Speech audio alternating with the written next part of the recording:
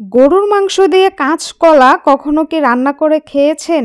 যদি না খেয়ে থাকেন তাদের জন্য আজকের এই রেসিপিটা। অনেকেই জানেন না গরুর মাংস দিয়েও কাঁচা কলা রান্না করে খাওয়া যায়। আর এই গরুর মাংস দিয়ে কাঁচা কলা রান্না করলে এতটা টেস্টি, একবার যদি রান্না করে খেয়ে দেখেন তাহলে আপনারা বুঝতে পারবেন এটা কতটা মজাদার আর কতটা সুস্বাদু। তো চলুন কথা না বাড়িয়ে মূল ভিডিওটা শুরু করা যাক। রান্না করার জন্য এখানে আমি নিয়ে নিচ্ছি 2 থেকে 3টা কাঁচা কলা। কাঁচা কলাগুলো আমি কেটে ভালো করে ধুয়ে নিচ্ছি। আমি কিন্তু এই যে এইরকম মাংসর মতোই পিস করে নিয়েছি কাঁচা কলাগুলো। এখন আমি দিয়ে দিচ্ছি সামান্য পরিমাণ হলুদ। হলুদটা দিলে কাঁচা কলার যে একটা কালচে ভাব এটা চলে যাবে আর কাঁচা কলাগুলো এইরকম সাদা হবে। তারপর এখানে আমি নিয়ে নিয়েছি গরুর মাংস, ভালো করে ক্লিন করে নিয়েছি। এখন আমি মাংসগুলো একটা কড়াইয়ে দিয়ে দিলাম 1/4 কাপ পেঁয়াজ কুচি, দিয়ে দিলাম গরম মশলা, দারুচিনি, এলাচ, গোলমরিচ, লং দিয়ে দেব সামান্য পরিমাণ টেস্টি সল্ট। এটা আপনারা স্কিপও করতে পারেন, তো আমি স্বাদের জন্য একটু দিয়ে দিলাম। তেজপাতাটা মাঝখানে এইভাবে কেটে দিয়ে দিলাম। তারপর দিয়ে দিচ্ছি আদা রসুন বাটা, আমি একত্রে ব্লেন্ড করে নিয়েছিলাম, ওইটাও দিয়ে দিচ্ছি। আপনারা মাংস অনুযায়ী আপনারা মশলাটা নিয়ে নেবেন। দিয়ে দিলাম স্বাদ মতো লবণ। তারপর দিয়ে দিলাম হলুদ 1 চা চামচেরও কম। মরিচ গুঁড়ো দিয়ে দিলাম 2 চামচ, একটু ঝাল ঝাল করে রান্না করব।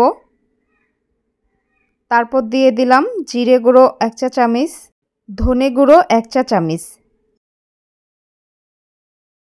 দিয়ে দেব রেগুলার রান্নার তেল। তেলটা দিয়ে এখন আমি হাতের সাহায্যে ভালো করে মেখে নেব।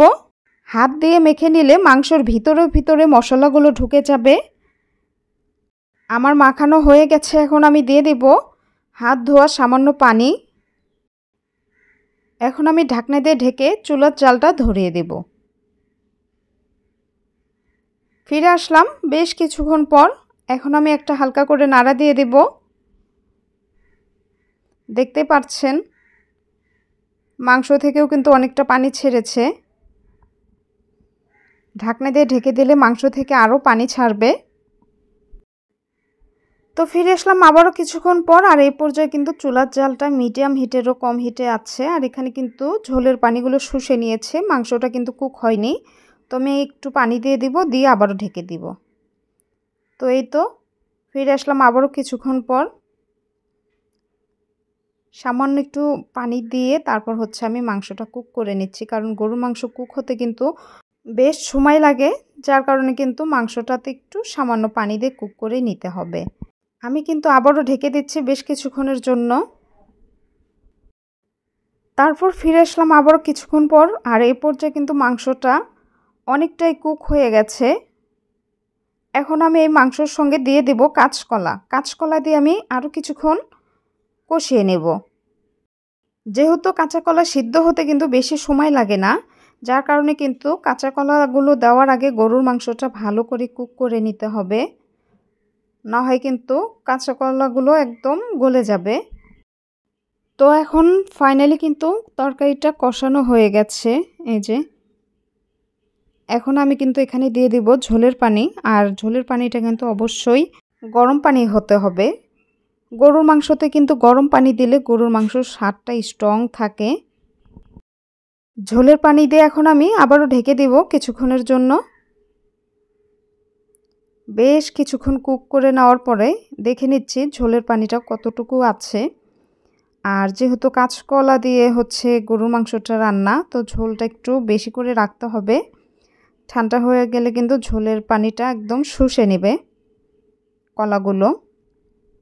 আমি এখানে লবণটা চেক করে তরকারিটা নামিয়ে ফেলব। তো এই পর্যায়ে তো চুলার জালটা অফ করে দিয়েছি আর তরকারিটা কিন্তু হয়ে গেছে। আর দেখেছেন ঝোল ঝোল রেখে কিন্তু নামিয়েছিলাম, ঝোলের পানিগুলো একদম শুষে নিয়েছে। যেহেতু কাঁচা কলা ঝোল কিন্তু একদম থাকে না। কতটা লোভনীয় হয়েছে, খেতেও কিন্তু অনেক সুস্বাদু হয়েছে। একদম সহজভাবে দেখানোর চেষ্টা করেছি। আপনারা কিন্তু অবশ্যই কাঁচা কলা দিয়ে গরুর মাংস একবার হলেও ট্রাই করবেন, দেখবেন দারুণ লাগে খেতে। ভিডিওটা যদি ভালো লেগে থাকে একটা লাইক দিতে ভুলবেন না, আর আমার চ্যানেলটি সাবস্ক্রাইব করে পাশে থাকা বেল বাটনটি বাজিয়ে দিবেন, আর পেজটি ফলো দিয়ে দিবেন। আজকে এই পর্যন্তই, আল্লাহ হাফেজ।